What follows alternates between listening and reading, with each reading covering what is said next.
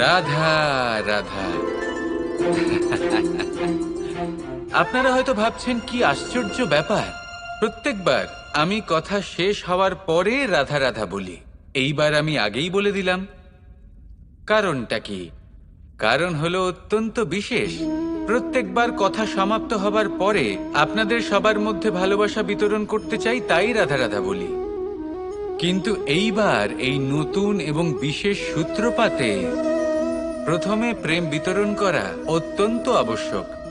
এবার একটা বিষয় আছে যা জানেন হয়তো সকলেই, কিন্তু বুঝতে খুব কম জন পারেন।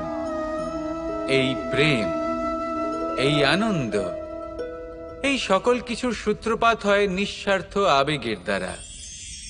ঠিক যেমন একজন মাতাকেই দেখে নিন। যখনই একজন মাতা সন্তানকে জন্ম দেন, তখন এই সংসার ভুলে যায় যে তার জন্য এটা একটা নতুন জন্ম। কারণ একজন নারী তখন একজন মাতৃরূপে নতুন ভাবে জন্ম নেন। একজন নারী স্ত্রী ও গৃহবধূ রূপে কিছু অধিকার লাভ করে থাকেন, কিন্তু তিনি যখন মা হয়ে যান তখন তিনি শুধুই দান করতে শেখেন। নিজের সন্তানের জন্য কত কিছুই না করেন, তাকে বাৎসল্যের সাগরে ভাসিয়ে নিয়ে যান। এই সংসারে রাজকুমার জন্ম নিতেই পারেন, তাকে রাম এবং লক্ষণ কিন্তু মায়েরাই বানিয়ে তোলেন। একজন গোয়ালা জন্ম নেয়, তাকে দ্বারকাধীশ একজন মাই বানিয়ে তোলেন।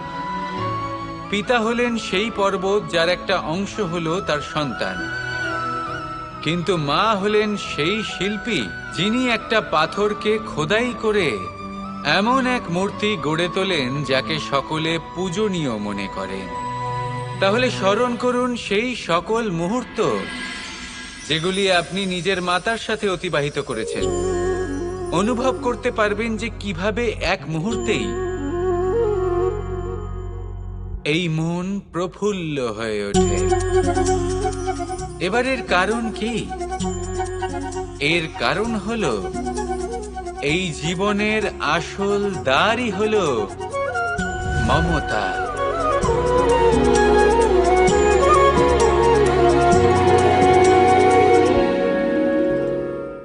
বিগত দিনের কিছু কথা মনে পড়ে গেল। এক অদ্ভুত ঘটনা যা অমূল্য শিক্ষা দিয়ে যেতে পারে। বিষয় হলো যক্ষের সাথে যুধিষ্ঠিরের কথোপকথন। একবার যক্ষ যুধিষ্ঠিরকে জিজ্ঞেস করলেন, ওনাকে বললেন যে আমার কিছু প্রশ্নের উত্তর যদি আপনি দিতে পারেন তাহলে আমি আপনার বাকি ভ্রাতাগণকে আবার জীবিত করে তুলব। সেগুলোর মধ্যে খুব গুরুত্বপূর্ণ আর কঠিন একটা প্রশ্ন ছিল, এই সংসারে সব থেকে শ্রেষ্ঠ আশ্চর্য কোনটি? এই প্রশ্ন আমি আপনাকে জিজ্ঞেস করছি। এবার কেউ বলবেন স্বর্ণ দ্বারা নির্মিত লঙ্কা, এটি হলো সংসারের সব থেকে বড় আশ্চর্য। কেউ বলবেন বরফে ঢাকা সেই পর্বত যা আকাশ স্পর্শ করে। কেউ বলবেন সেই সমুদ্র যার গভীরতা মাপা অসম্ভব ব্যাপার। কেউ বলবেন সেই বায়ু যা আমরা দেখতে পাই না, কিন্তু তা আমাদের জীবন দান করে। সংসারের সব থেকে বড় আশ্চর্য কি, সেই প্রশ্নের উত্তর যুধিষ্ঠির দিয়েছিলেন, আর তা ছিল শ্রেষ্ঠ উত্তর এবং উচিত। উনি বলেছিলেন যে সংসারে প্রতিদিন কোনো ব্যক্তি জন্ম লাভ করেন আর কোনো ব্যক্তি মৃত্যুও লাভ করেন। এবার এই কথাটা সবাই জানেন। শুনুন, চেষ্টা করুন যাতে আপনি যে কাজ করছেন তার দ্বারা যেন অন্যের মঙ্গল হয়। এই প্রচেষ্টাই আপনার জীবনকে প্রসন্নতা আর প্রেম দ্বারা ভরিয়ে তুলবে। এই মন সুপ্রসন্ন হয়ে বলবে রাধা রাধা। ধন, সম্পত্তি, এগুলো আসলে কি? এগুলো শুধু সেই মূল্য যার দ্বারা আমরা কোনো কিছু অর্জন করতে পারি। এবার এই ধনের দ্বারা এই সংসারে অনেক কিছু লাভ করা সম্ভব, কিন্তু সেই সব কিছুই শুধুমাত্র ভৌতিক বস্তুই হবে, ভৌতিক সামগ্রী, ভৌতিক সুবিধা। অর্থাৎ আপনার কাছে যতই ধন থাকুক তা আপনাকে শান্তির ঘুম এনে দিতে পারবে না, আপনাকে জীবনের বাস্তব সুখের অনুভূতি লাভ করাতে পারবে না, কারণ এগুলো ভৌতিক ধন। এ ভৌতিক বস্তুই অর্জন করাতে সক্ষম। বাস্তবিক ধন কি? যদি এই প্রশ্ন আপনার মনে আসে তাহলে তার উত্তর আমি আপনাকে দেব একটা উদাহরণের মাধ্যমে।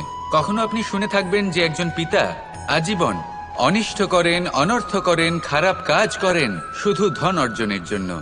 তিনি ভাবেন যে আমি ধন অর্জন করব আর নিজের সন্তানকে একটা উজ্জ্বল ভবিষ্যৎ প্রদান করব, একটা সুখ স্বাচ্ছন্দ্যময় জীবন দান করব। এবার সন্তান যখন জন্মলাভ করে তখন সে ভাগ্যের জোরে সেই ধন ভোগ করে। যেরকম সে পায় সেরকমই তার ব্যবহার সে করে। কখনো আপনি এটাও দেখে থাকবেন যে সেই সন্তান সমস্ত ধন নষ্ট করে ফেলে, আর সেই পিতা যিনি সমস্ত ধন সঞ্চয় করেছেন, যিনি সেই ধনের প্রভু, আজ সেই ধনের প্রহরী হয়ে রয়েছেন। এবার এরকম কেন হয়? এরকম তখনই হয় যখন সেই পিতা বুঝতেই পারেন না যে তার জীবনের আসল ধন কি। সেই আসল ধন তার সন্তানকে সে দিতেই পারে না। যদি পিতা তার সন্তানকে কর্মের জ্ঞান দিতে পারেন, উচিত কোনটা অনুচিত কোনটা সেই শিক্ষা দিতে পারেন, সংস্কারের প্রকৃত শিক্ষা দিতে পারেন, তবে সেটা ধনের থেকে অনেক বেশি গুরুত্বপূর্ণ। এটাই হলো জীবনের বাস্তব ধন। আপনি সেই কথা তো অবশ্যই শুনে থাকবেন, কুসন্তান হলে ধন সঞ্চয় করে কি হবে, সুসন্তান হলে ধন সঞ্চয় করে কি হবে। সন্তান যদি কুপুত্র হয় তাহলে সব নষ্ট করে ফেলবে, আর সন্তান যদি সুপুত্র হয় তাহলে ধন থাকুক না থাকুক সে নিজেই কর্মের পথে অগ্রসর হয়ে ধন অর্জন করবে আর নিজের জন্য এক উজ্জ্বল ভবিষ্যৎ গড়ে তুলবে। তাই সন্তানকে সম্পদ দেওয়ার আগে কর্মের জ্ঞান দান করুন, সুশিক্ষা দিন, কারণ এটাই হলো জীবনের প্রকৃত ধন। আসুন আর আমার সাথে ভালোবেসে বলুন, রাধা রাধা। আমরা সকলে শক্তি অনুভব করতে চাই।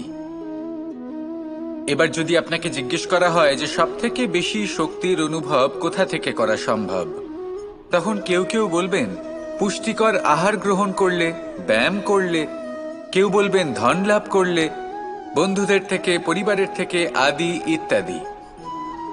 এইভাবে আপনি শক্তির অনুভব অবশ্যই করতে পারেন, কিন্তু সবথেকে বেশি শক্তির অনুভব যদি আপনি করতে চান তাহলে তা পাবেন শুধু একতার দ্বারা, সংগঠনের দ্বারা। যদি আপনাকে উদাহরণ দিই, নিজের এই হাতটাকে দেখুন, 5টা আঙুল রয়েছে। কোনো একটা বস্তুকে নিজের একটা আঙুল দ্বারা তুলে ধরার চেষ্টা করে দেখুন, বড়ই কষ্ট হবে। তখন আপনি বুঝতে পারবেন যখন এই 5টি আঙুল একত্রিত হয় তখন কোনো কাজ কতটা সহজ হতে পারে। এটাই হলো শক্তি, একতার। সব থেকে ভালো উদাহরণ যদি আপনাকে দিই তাহলে বাঁশি। এই বাঁশি থেকে অত্যন্ত মধুর সুর নির্গত হয় যা সবার মন প্রসন্ন করে দেয়। এই কথা সত্যি, কিন্তু এই বাঁশি আমি একটা বা দুটো আঙুল দিয়ে বাজাতে পারবো না। আমাকে প্রত্যেকটা আঙুল ব্যবহার করতেই হবে, তবেই এর থেকে মধুর সুর নির্গত হবে যা সকলকে প্রসন্ন করবে, ঠিক কিনা?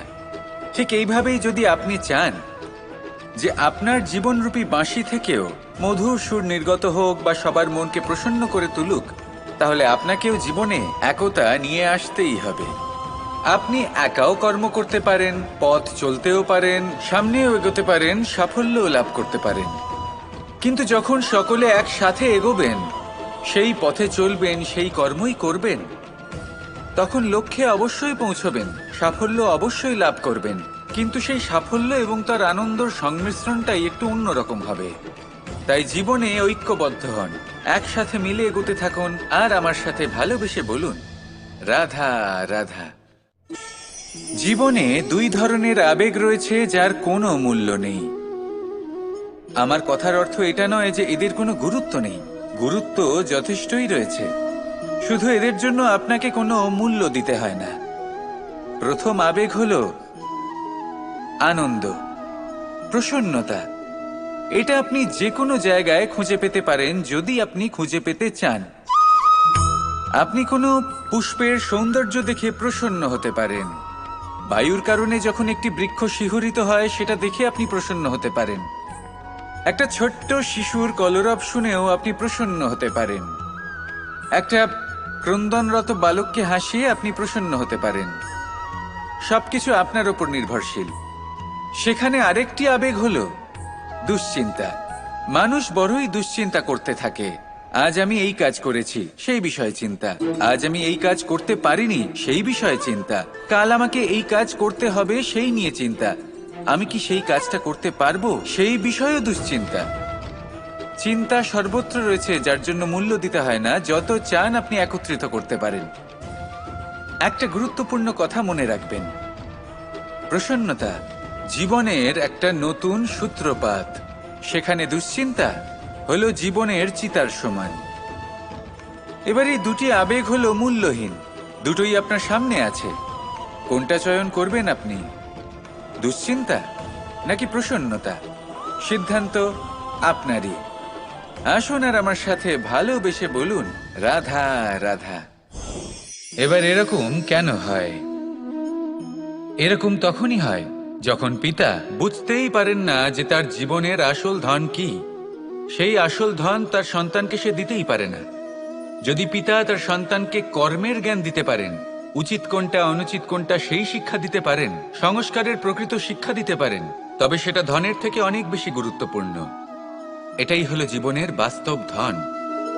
আপনি সেই কথা তো অবশ্যই শুনে থাকবেন, কুসন্তান হলে ধন সঞ্চয় করে কি হবে, সুসন্তান হলে ধন সঞ্চয় করে কি হবে।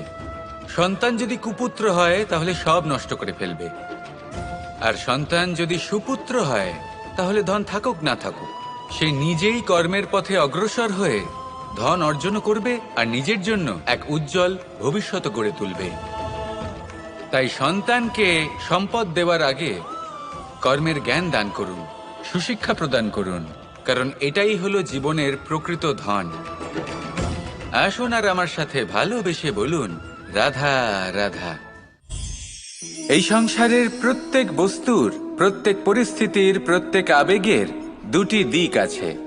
এর মধ্যে পার্থক্য করা সম্ভব শুধুমাত্র দৃষ্টিভঙ্গির দ্বারা। যদি কোনো ব্যক্তি পর্বত শিখরে দাঁড়িয়ে থাকেন তাহলে উনি এটাই দেখতে পাবেন যে এই জলের ধারা সমুদ্রের দিকে বয়ে চলেছে। আরেক ব্যক্তি যিনি সমুদ্রের কাছে দাঁড়িয়ে আছেন তার এটাই মনে হবে যে এই জলের ধারা সমুদ্রের দিকে আসছে। এখানে বিষয়টা হলো দৃষ্টিভঙ্গির, আর এটাই সময়ের সাথেও হয়ে থাকে। অনেক সময় মানুষ চিন্তিত হয়ে পড়েন, ত্রস্ত হয়ে পড়েন যে তার কাছে হয়তো খুব কম সময় আছে, তাতে তিনি অনেক কিছুই করতে পারবেন না, আর একটু সময় থাকলে খুব ভালো হতো। তিনি এইভাবেও ভাবতে পারেন যে অল্প হলেও সময় বাকি তো রয়েছে, অর্থাৎ যা অবশিষ্ট আছে তাকে সংরক্ষণও করা সম্ভব, তাতে জীবন যাপনও করা সম্ভব। আর এটা নির্ভর করছে আপনার উপর। তাই দৃষ্টিভঙ্গি ইতিবাচক রাখুন আর আমার সাথে ভালোবেসে বলুন, রাধা রাধা। এই সংসারে যখনই পাপের ঘোড়া পূর্ণ হয় তখন ঈশ্বর অবতীর্ণ হন। দেখুন, যে ব্যক্তি পাপের সাথে লড়াই করে সবাই তাকে ঈশ্বর মনে করেন। এখানে বিষয় হলো সাহসের, বিষয় হলো লড়াইয়ের। এই সময় সর্বশ্রেষ্ঠ শিক্ষক, আর সময় তার সাথেই খেলা খেলে যে সর্বশ্রেষ্ঠ খেলোয়াড় হয়। সময় তাদেরই পরীক্ষা নেয়। এবার হয় আপনি আগে থেকেই সর্বশ্রেষ্ঠ হন, নয় এই খেলা খেলতে খেলতে সর্বশ্রেষ্ঠ হয়ে ওঠেন। যখনই এই সময় আপনার পরীক্ষা নেবে তখন কখনোই নিরাশ হয়ে পড়বেন না। নির্ভীক হয়ে সাহসের সাথে সামনের দিকে তাকান এবং এগিয়ে চলুন। পরিস্থিতিগুলির এবং পরীক্ষার সম্মুখীন হন। এই পরীক্ষা ভবিষ্যতে আপনাকে এমন একটা ফল দেবে যে আপনি কৃতজ্ঞ বোধ করবেন যে আজ আপনি এই পরীক্ষার সম্মুখীন হওয়ার সুযোগ পেয়েছেন। আসুন আর আমার সাথে ভালোবেসে বলুন, রাধা রাধা। কেউ বলে জীবন খুব ক্ষণস্থায়ী, কেউ বলে জীবন হলো একটা সুন্দর স্বপ্নের মতো, আবার কেউ বলবে জীবন হলো এক কঠোর সত্য। কিন্তু জীবন আসলে কি? জীবন হলো আপনারই প্রতিবিম্ব, একটা দর্পণ।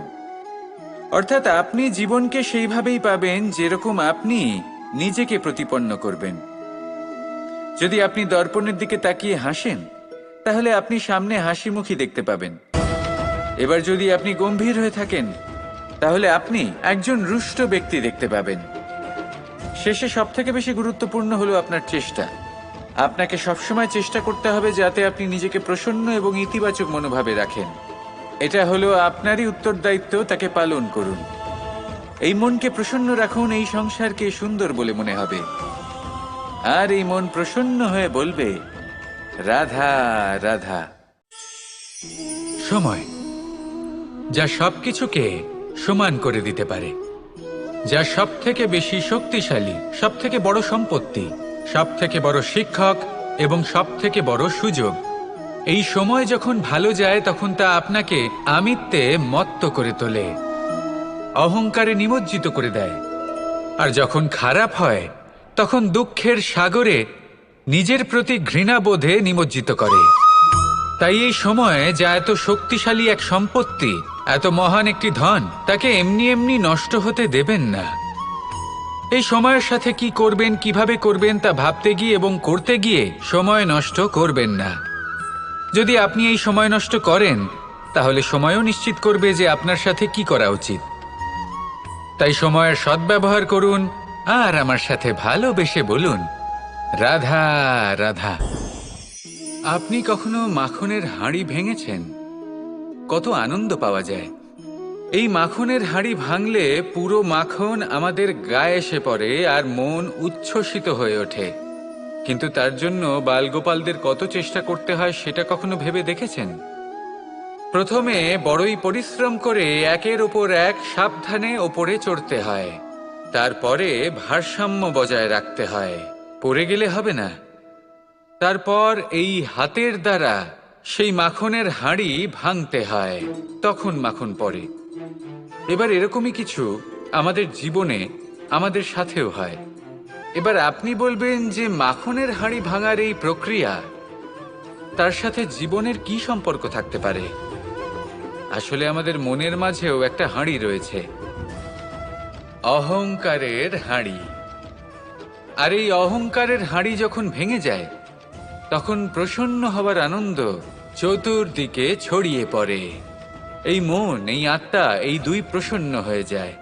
কিন্তু তার জন্য আপনাদেরকেও বালগোপালের মতো চেষ্টা করে যেতেই হবে, ভারসাম্য বজায় রাখতেই হবে মনের মাঝে এবং এই বুদ্ধিতে, ভালো এবং মন্দের মধ্যে, লোভ এবং পরমার্থের মধ্যে। আর তারপর নিজে হাতে অহংকারের এই হাঁড়ি ভেঙে দিতে হয়। দেখুন, যদি ঈশ্বরের সঙ্গ লাভ করতে চান তাহলে অহংকারের এই হাঁড়ি ভাঙতেই হবে। আসুন আর আমার সাথে ভালোবেসে বলুন, রাধা রাধা। মানুষের এই জীবন, মানুষ জন্ম নেয়, একটা নির্দিষ্ট সময়ের পরে এই সংসার ত্যাগ করে চলেও যায়। এবার শুধু এটাই আবশ্যক নয় যে এই জীবনকালকে আপনি যাপন করবেন, শুধু এটাই গুরুত্বপূর্ণ নয়। আবশ্যক এবং গুরুত্বপূর্ণ হলো এটা যে এই জীবনকালে আপনি এমন কিছু করেন যাতে এই সংসারের মঙ্গল হয়, যাতে এই সংসার আপনাকে মনে রাখে, আপনার থেকে প্রেরিত হয়, আপনার মতো হতে চায়, প্রত্যেক বছর আপনার জন্মতিথির অপেক্ষা করে, এমনভাবে আপনার জন্মদিন পালন করে যাতে সেটা মহোৎসবের আকার ধারণ করে। এবার এই জন্মদিন এমনি এমনি মহোৎসবে পরিণত হয় না। তখন হয় না যখন কোনো ব্যক্তি রাজার রূপে বা কোনো গোয়ালার রূপে জন্মগ্রহণ করে। তখন পরিণত হয় যখন একজন মানুষ জন্মগ্রহণের পরে এই সংসারকে কোনো শিক্ষা দিয়ে যান। কিভাবে একজন মানুষ গোয়ালা থেকে রাজা হতে পারে, কিভাবে একজন মানুষ অসত্য থেকে সত্যের পথে চলতে শুরু করেন, অধর্ম থেকে ধর্মের পথে চালিত হতে পারেন, কিভাবে অন্ধকার থেকে প্রকাশের দিকে যেতে পারেন, কিভাবে নিজের আত্মাকে পরমাত্মার সাথে মিলিত করতে পারেন। তা সে রামনবমী হোক বা জন্মাষ্টমী হোক, তাদের জীবনের সাথে জড়িত প্রত্যেক মুহূর্ত একটা পরবের আকার ধারণ করে। তাহলে আপনিও এইভাবে নিজের জীবন যাপন করতে থাকুন। এই সংসারে শুধু ভালোবাসা বিতরণ করুন, কিছুটা এমনভাবে বিতরণ করুন যাতে আপনি এই সংসার থেকে চলে যাওয়ার পরেও এই সংসারে আপনি শুধুই ভালোবাসা বিতরণ করতে পারেন। যদি আপনি এরকম করেন, সংসারকে প্রেরণা দেন, তাহলে আপনার জীবনও রাধা কৃষ্ণের প্রেমের মতোই অলৌকিক এবং দৈব হয়ে উঠবে।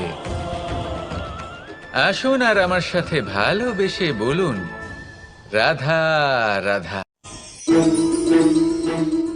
রাধা রাধা।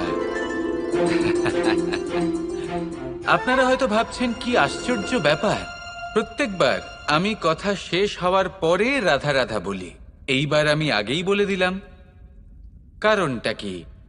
কারণ হলো অত্যন্ত বিশেষ। প্রত্যেকবার কথা সমাপ্ত হবার পরে আপনাদের সবার মধ্যে ভালোবাসা বিতরণ করতে চাই, তাই রাধা রাধা বলি। কিন্তু এইবার এই নতুন এবং বিশেষ সূত্রপাতে প্রথমে প্রেম বিতরণ করা অত্যন্ত আবশ্যক। এবার একটা বিষয় আছে যা জানেন হয়তো সকলেই, কিন্তু বুঝতে খুব কম জন পারেন। এই প্রেম, এই আনন্দ, এই সকল কিছুর সূত্রপাত হয় নিঃস্বার্থ আবেগের দ্বারা। ঠিক যেমন একজন মাতাকেই দেখে নিন। যখনই একজন মাতা সন্তানকে জন্ম দেন, তখন এই সংসার ভুলে যায় যে তার জন্য এটা একটা নতুন জন্ম। কারণ একজন নারী তখন একজন মাতৃরূপে নতুনভাবে জন্ম নেন। একজন নারী স্ত্রী ও গৃহবধূ রূপে কিছু অধিকার লাভ করে থাকেন, কিন্তু তিনি যখন মা হয়ে যান তখন তিনি শুধুই দান করতে শেখেন। নিজের সন্তানের জন্য কত কিছুই না করেন, তাকে বাৎসল্যের সাগরে ভাসিয়ে নিয়ে যান। এই সংসারে রাজকুমার জন্ম নিতেই পারেন, তাকে রাম এবং লক্ষণ কিন্তু মায়েরাই বানিয়ে তোলেন। একজন গোয়ালা জন্ম নেয়, তাকে দ্বারকাধীশ একজন মাই বানিয়ে তোলেন। পিতা হলেন সেই পর্বত যার একটা অংশ হলো তার সন্তান, কিন্তু মা হলেন সেই শিল্পী যিনি একটা পাথরকে খোদাই করে এমন এক মূর্তি গড়ে তোলেন যাকে সকলে পূজনীয় মনে করেন। তাহলে স্মরণ করুন সেই সকল মুহূর্ত যেগুলি আপনি নিজের মাতার সাথে অতিবাহিত করেছেন। অনুভব করতে পারবেন যে কিভাবে এক মুহূর্তেই এই মন প্রফুল্ল হয়ে ওঠে। এবারের কারণ কি? এর কারণ হলো এই জীবনের আসল দ্বারই হলো মমতা।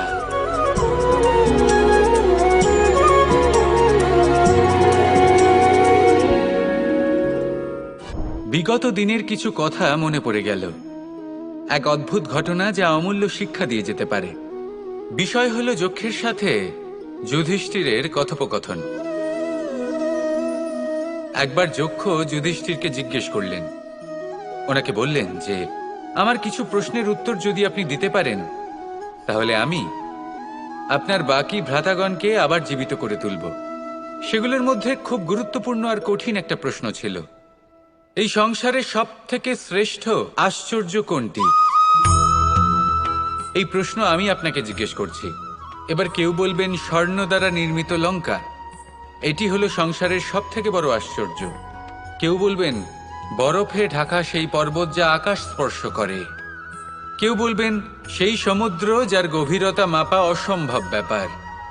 কেউ বলবেন সেই বায়ু যা আমরা দেখতে পাই না, কিন্তু তা আমাদের জীবন দান করে।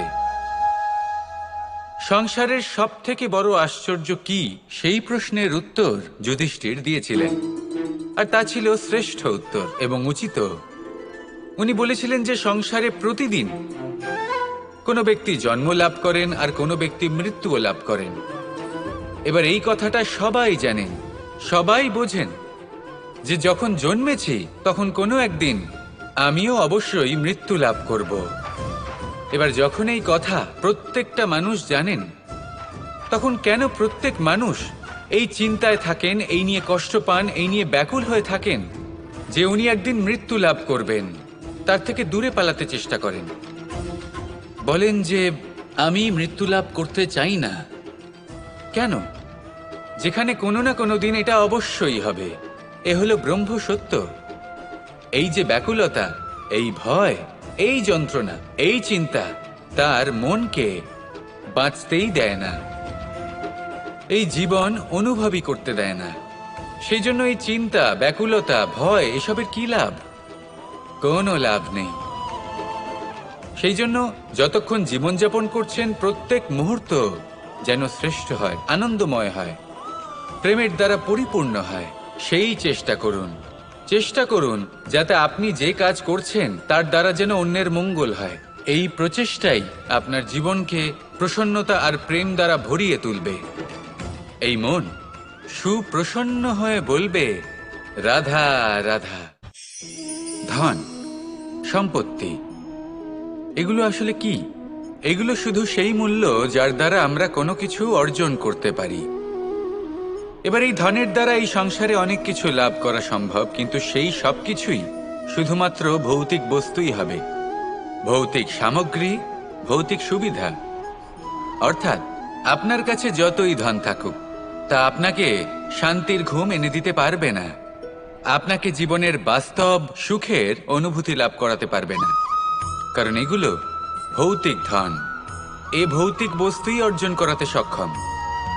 বাস্তবিক ধন কি? যদি এই প্রশ্ন আপনার মনে আসে, তাহলে তার উত্তর আমি আপনাকে দেব একটা উদাহরণের মাধ্যমে।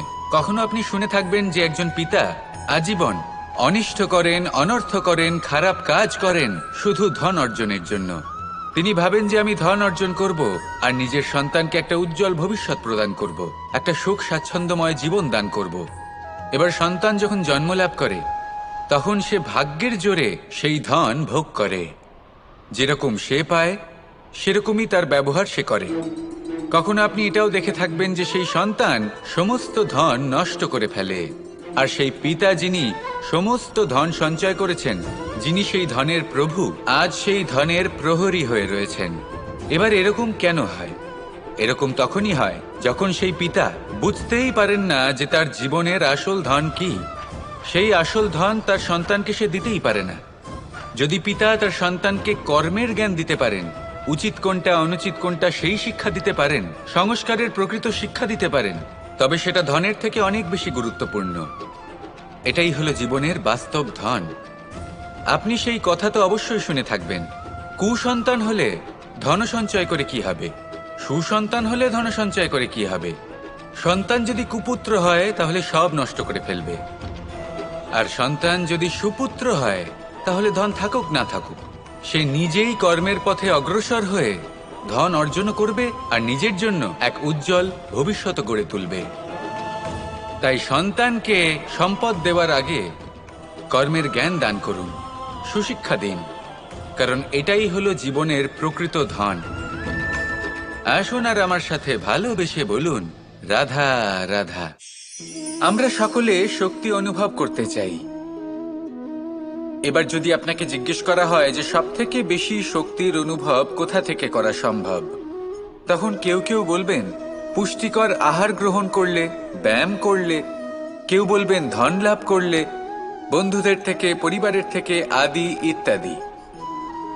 এইভাবে আপনি শক্তির অনুভব অবশ্যই করতে পারেন, কিন্তু সবথেকে বেশি শক্তির অনুভব যদি আপনি করতে চান, তাহলে তা পাবেন শুধু একতার দ্বারা, সংগঠনের দ্বারা। যদি আপনাকে উদাহরণ দিই, নিজের এই হাতটাকে দেখুন, 5টা আঙুল রয়েছে। কোনো একটা বস্তুকে নিজের একটা আঙুল দ্বারা তুলে ধরার চেষ্টা করে দেখুন, বড়ই কষ্ট হবে। তখন আপনি বুঝতে পারবেন যখন এই 5টি আঙুল একত্রিত হয় তখন কোনো কাজ কতটা সহজ হতে পারে। এটাই হলো শক্তি, একতার। সব থেকে ভালো উদাহরণ যদি আপনাকে দিই, তাহলে বাঁশি। এই বাঁশি থেকে অত্যন্ত মধুর সুর নির্গত হয় যা সবার মন প্রসন্ন করে দেয়। এই কথা সত্যি, কিন্তু এই বাঁশি আমি একটা বা দুটো আঙুল দিয়ে বাজাতে পারবো না। আমাকে প্রত্যেকটা আঙুল ব্যবহার করতেই হবে, তবেই এর থেকে মধুর সুর নির্গত হবে যা সকলকে প্রসন্ন করবে, ঠিক কিনা? ঠিক এইভাবেই যদি আপনি চান যে আপনার জীবনরূপী বাঁশি থেকেও মধুর সুর নির্গত হোক বা সবার মনকে প্রসন্ন করে তুলুক, তাহলে আপনাকেও জীবনে একতা নিয়ে আসতেই হবে। আপনি একাও কর্ম করতে পারেন, পথ চলতেও পারেন, সামনেও এগোতে পারেন, সাফল্যও লাভ করতে পারেন। কিন্তু যখন সকলে একসাথে এগোবেন, সেই পথে চলবেন, সেই কর্মই করবেন, তখন লক্ষ্যে অবশ্যই পৌঁছবেন, সাফল্য অবশ্যই লাভ করবেন। কিন্তু সেই সাফল্য এবং তার আনন্দর সংমিশ্রণটাই একটু অন্যরকম হবে। তাই জীবনে ঐক্যবদ্ধ হন, একসাথে মিলে এগোতে থাকুন, আর আমার সাথে ভালোবেসে বলুন, রাধা রাধা। জীবনে দুই ধরনের আবেগ রয়েছে যার কোনো মূল্য নেই। আমার কথার অর্থ এটা নয় যে এদের কোনো গুরুত্ব নেই। গুরুত্ব যথেষ্টই রয়েছে, শুধু এদের জন্য আপনাকে কোনো মূল্য দিতে হয় না। প্রথম আবেগ হলো আনন্দ, প্রসন্নতা।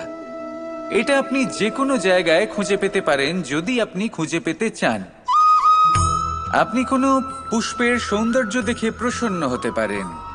বায়ুর কারণে যখন একটি বৃক্ষ শিহরিত হয় সেটা দেখে আপনি প্রসন্ন হতে পারেন। একটা ছোট্ট শিশুর কলরব শুনেও আপনি প্রসন্ন হতে পারেন। একটা ক্রন্দনরত বালককে হাসিয়ে আপনি প্রসন্ন হতে পারেন। সবকিছু আপনার ওপর নির্ভরশীল। সেখানে আরেকটি আবেগ হলো দুশ্চিন্তা। মানুষ বড়ই দুশ্চিন্তা করতে থাকে। আজ আমি এই কাজ করেছি, সেই বিষয়ে চিন্তা। আজ আমি এই কাজ করতে পারিনি, সেই বিষয়ে চিন্তা। কাল আমাকে এই কাজ করতে হবে, সেই নিয়ে চিন্তা। আমি কি সেই কাজটা করতে পারবো, সেই বিষয়েও দুশ্চিন্তা। চিন্তা সর্বত্র রয়েছে, যার জন্য মূল্য দিতে হয় না। যত চান আপনি একত্রিত করতে পারেন। একটা গুরুত্বপূর্ণ কথা মনে রাখবেন, প্রসন্নতা জীবনের একটা নতুন সূত্রপাত। সেখানে দুশ্চিন্তা হলো জীবনের চিতার সমান। এবার এই দুটি আবেগ হলো মূল্যহীন, দুটোই আপনার সামনে আছে। কোনটা চয়ন করবেন আপনি, দুশ্চিন্তা নাকি প্রসন্নতা? সিদ্ধান্ত আপনারই। আসুন আর আমার সাথে ভালোবেসে বলুন, রাধা রাধা।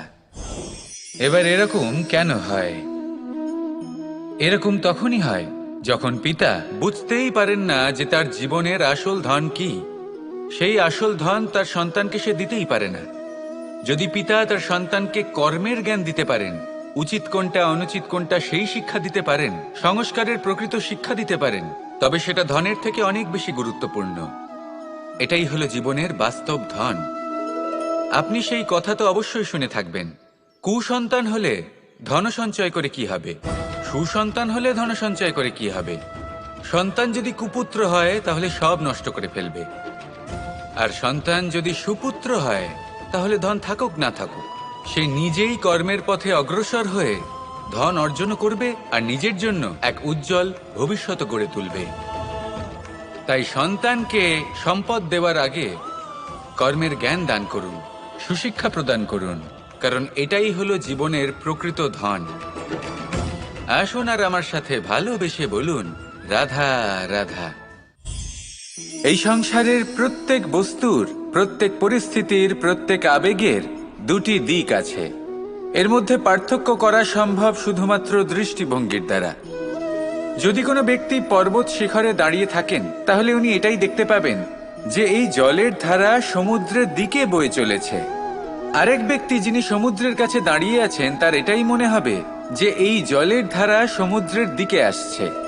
এখানে বিষয়টা হলো দৃষ্টিভঙ্গির, আর এটাই সময়ের সাথেও হয়ে থাকে। অনেক সময় মানুষ চিন্তিত হয়ে পড়েন, ত্রস্ত হয়ে পড়েন যে তার কাছে হয়তো খুব কম সময় আছে, তাতে তিনি অনেক কিছুই করতে পারবেন না, আর একটু সময় থাকলে খুব ভালো হতো। তিনি এইভাবেও ভাবতে পারেন যে অল্প হলেও সময় বাকি তো রয়েছে, অর্থাৎ যা অবশিষ্ট আছে তাকে সংরক্ষণও করা সম্ভব, তাতে জীবন যাপনও করা সম্ভব। আর এটা নির্ভর করছে আপনার ওপর। তাই দৃষ্টিভঙ্গি ইতিবাচক রাখুন আর আমার সাথে ভালোবেসে বলুন, রাধা রাধা। এই সংসারে যখনই পাপের ঘোড়া পূর্ণ হয় তখন ঈশ্বর অবতীর্ণ হন। দেখুন, যে ব্যক্তি পাপের সাথে লড়াই করে সবাই তাকে ঈশ্বর মনে করেন। এখানে বিষয় হলো সাহসের, বিষয় হলো লড়াইয়ের। এই সময় সর্বশ্রেষ্ঠ শিক্ষক, আর সময় তার সাথেই খেলা খেলে যে সর্বশ্রেষ্ঠ খেলোয়াড় হয়। সময় তাদেরই পরীক্ষা নেয়। এবার হয় আপনি আগে থেকেই সর্বশ্রেষ্ঠ হন, নয় এই খেলা খেলতে খেলতে সর্বশ্রেষ্ঠ হয়ে ওঠেন। যখনই এই সময় আপনার পরীক্ষা নেবে তখন কখনোই নিরাশ হয়ে পড়বেন না। নির্ভীক হয়ে সাহসের সাথে সামনের দিকে তাকান এবং এগিয়ে চলুন। পরিস্থিতিগুলির এবং পরীক্ষার সম্মুখীন হন। এই পরীক্ষা ভবিষ্যতে আপনাকে এমন একটা ফল দেবে যে আপনি কৃতজ্ঞ বোধ করবেন যে আজ আপনি এই পরীক্ষার সম্মুখীন হওয়ার সুযোগ পেয়েছেন। আসুন আর আমার সাথে ভালোবেসে বলুন, রাধা রাধা। কেউ বলে জীবন খুব ক্ষণস্থায়ী, কেউ বলে জীবন হলো একটা সুন্দর স্বপ্নের মতো, আবার কেউ বলবে জীবন হলো এক কঠোর সত্য। কিন্তু জীবন আসলে কি? জীবন হলো আপনারই প্রতিবিম্ব, একটা দর্পণ। অর্থাৎ আপনি জীবনকে সেইভাবেই পাবেন যেরকম আপনি নিজেকে প্রতিপন্ন করবেন। যদি আপনি দর্পণের দিকে তাকিয়ে হাসেন, তাহলে আপনি সামনে হাসি মুখী দেখতে পাবেন। এবার যদি আপনি গম্ভীর হয়ে থাকেন, তাহলে আপনি একজন রুষ্ট ব্যক্তি দেখতে পাবেন। শেষে সবথেকে বেশি গুরুত্বপূর্ণ হলো আপনার চেষ্টা।